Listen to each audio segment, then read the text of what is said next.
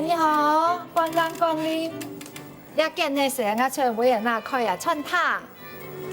我到 Happy Buddha。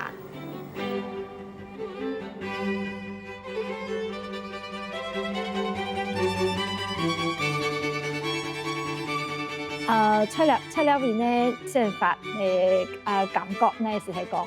比在亞洲是在台灣來講呢是講心情還輕鬆一點哈，因為冇按緊張，大家工作的安排，拜日到拜五上班，那個禮拜六禮拜呢係做啲休息。行喺度就得安排自家去聊嘅時間，吼，成日呢老不卡，呢要好多時間窮下。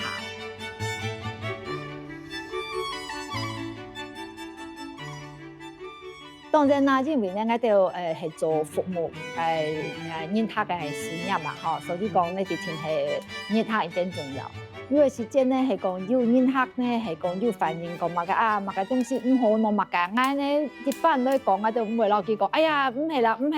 係落去感謝，因為有時間係冇一天我講做生意啲天會有唔好嘅為數，係講人客係讓我哋講講，那東西冇按嘅時間呢，冇按好嘅時間，我就直接去做下按門，係咪變相壞體咧，係變相冇關好啦，所以就啲東西咧係唔新鮮啊，樣板嘅，按現來講，所以。我咪知道了邊中國人也好嗬，外國人你係講好咯，佢哋講嘅時間，佢哋咪全部會先接受，佢咪係講會之後就肯係會衝突咯，因為佢覺得講佢哋讓我哋講有乜嘅意見嘅時間咧，我哋全部都得接受。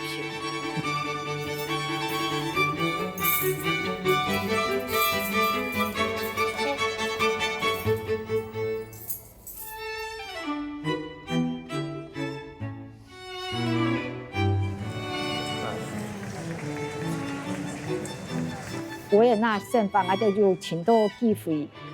去聽咁乜嘅音樂會啦，嗬，我哋咪有機會去看咁乜嘅博物館咯，我哋請到，還有請到藝術品，佢哋來維也納係太新時嘛，嗬，佢哋為了邊呢做展出。我即個係覺得嗬，係到除了邊呢嚟講係省份之外呢，我哋係精心上邊嚟上面嚟嗰個知識嗬，咪就請到機會，就再充實一下，這樣子是感覺咧係在到亞洲台灣係冇去咗，因為在台灣你去到哪邊全部係人，那邊嚟說可能係大啲啦，嗬，比台灣大3倍嘛，嗬，係人冇人多，所以呢感覺上那邊大當然前好。但係你講到攞咧退休之後咧，我自己係想去轉台灣。台灣要錢多錢方便嚟，地方咧係維也納係冇辦法係做唔到嘅。